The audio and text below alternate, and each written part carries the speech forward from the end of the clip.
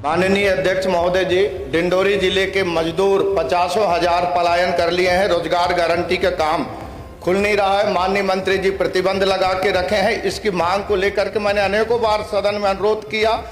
इस दौरान डिंडोरी विधायक ओमकार सिंह मरकाम चर्चा में तब आए जब उन्होंने विधानसभा में अपनी बात रखते हुए बताया कि मैंने इससे पहले भी कई बार सदन में अपनी बात रखी है, जिसमें मैंने बताया कि आज डिंडोरी जिले में 50,000 मजदूर पलायन कर चुके हैं। रोजगार गारंटी के काम बंद है, मंत्री जी ने बंद करवा रखा है, इसलिए मैं धरने पर बैठ रहा हूँ। मरकाम जी, आप सीनियर मेंबर है, लेकर के मैं धरने में बैठ रहा हूँ। जिसकी आप सीनियर मेंबर है, मैंने दिया है। आप सीनियर मेंबर है, प्लीज मैं इसके लेकर के धरने में बैठ।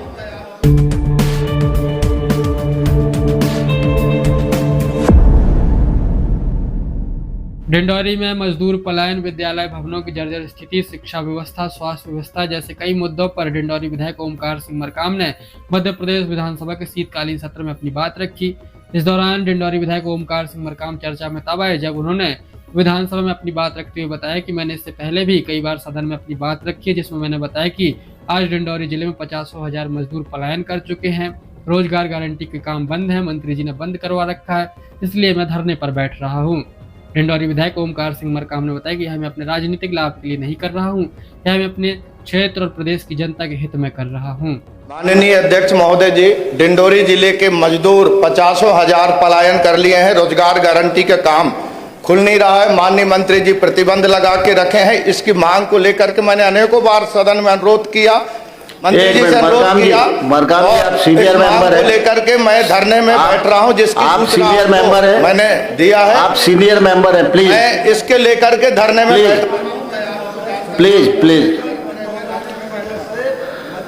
आपको बता दें, इससे पहले डिंडोरी विधायक ओमकार सिंह मरकाम तब चर्चा में आए थे जब उन्होंने मध्य प्रदेश विधानसभा के मानसून सत्र में विद्यालय भवनों की स्थिति, रोजगार के साधन, साथ साथ मजदूर पलायन, शिक्षा व्यवस्था, स्वास्थ्य व्यवस्था जैसे मुद्दों पर अपनी बात रखी थी। वहीं पर विद्यालय जर्जर है। माननीय अध्यक्ष महोदय जी, परसों के दिन सिंगार शक्ति का मेरा मिडिल स्कूल भवन गिर गया। वो तो राजस्थान जैसे दुखद घटना नहीं हो पाई, उसके लिए आप 1 रुपए पैसा नहीं दे पा रहे हैं। आप स्वास्थ्य के लिए जिले स्तर पर, ब्लॉक स्तर पर, उप स्वास्थ्य केंद्र स्तर पर आप भवन, पीने का पानी, उचित व्यवस्था नहीं दे पा रहे हैं। रोजगार के लिए हमारे लोग आज जा रहे हैं।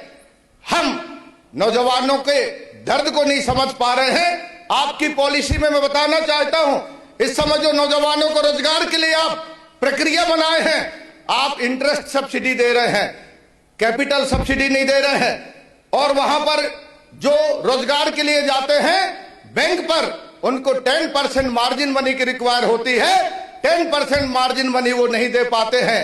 मैं आपको याद दिलाना चाहता हूं, रानी दुर्गावती स्वरोजगार योजना जब हमारी सरकार थी, 30% मार्जिन मनी बिफोर बैंक में दिया जाता था। ये आपके रिकॉर्ड में है, अगर आप उसको अध्ययन कर लेंगे तो आपको समझ में आ जाएगा।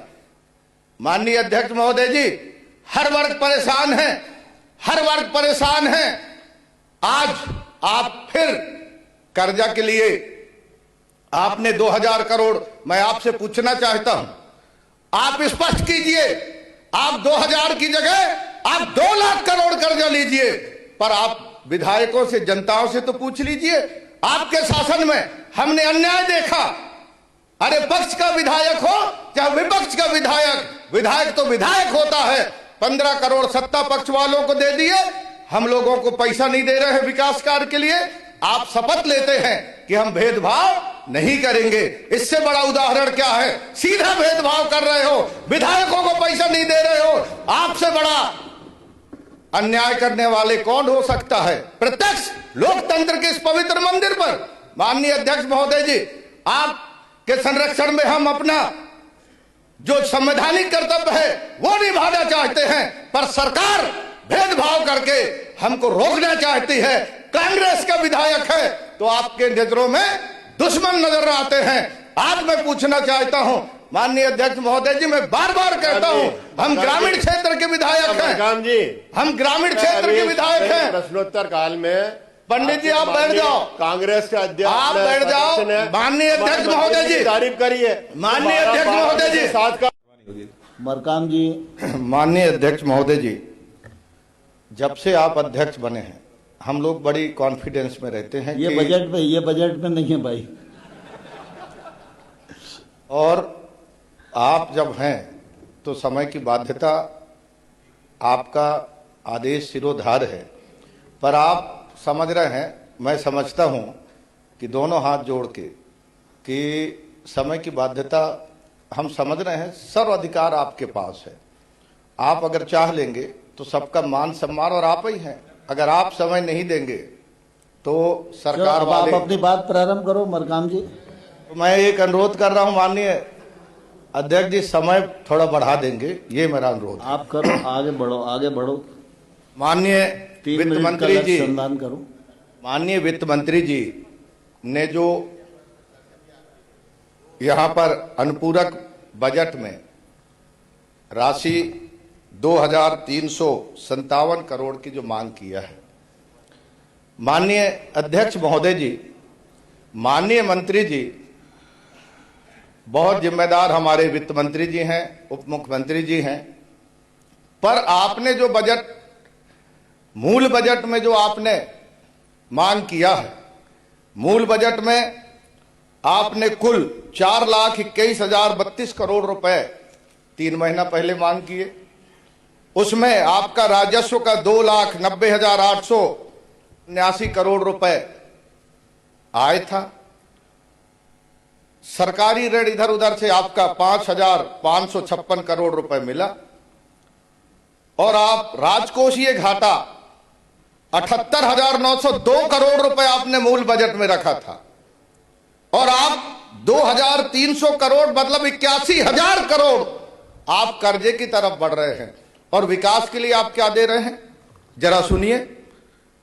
मेट आंदोलन कर रहे हैं, उनको श्रम करने की आप अवसर नहीं दे पा रहे हैं, उनको मजदूरी नहीं दे पा रहे हैं, मजदूर पलायन कर रहे हैं, आप उनको काम नहीं दे पा रहे हैं, मजदूरों की आप मजदूरी भुगतान नहीं कर पा रहे हैं, आउटसोर्स लगा करके नौजवानों का आप खून चूसने का काम कर रहे हैं। नौजवान परेशान हैं, वो अपनी जरूरत की पूर्ति नहीं कर पा रहे हैं, आउटसोर्स के माध्यम से आप शोषण कर रहे हैं। वहीं पर आशा कार्यकर्ता दिन रात मेहनत कर रहे हैं, वो आपसे पैसा मांग रहे हैं परिश्रम का, माननीय अध्यक्ष महोदय जी। वहीं पर रसोइया जो खाना बनाने का काम करती हैं, बहुत मेहनत करती हैं, 100 बच्चों के लिए 2 रसोइया काम करती हैं, उनके लिए आप एक पैसा नहीं बढ़ा रहे हैं।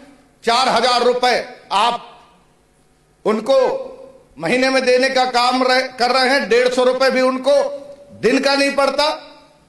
वहीं पर आपके संविदा कर्मचारी मांग कर रहे हैं, ये जितने मंत्रालय में अधिकारी हैं, अगर आउटसोर्स के काम ना करें और संविदा कर्मचारी ना करें तो ये काम नहीं कर सकते। ये हम बात कहना चाहते हैं, पर उनको आप 1 रुपए देने की प्रावधान नहीं कर रहे हैं।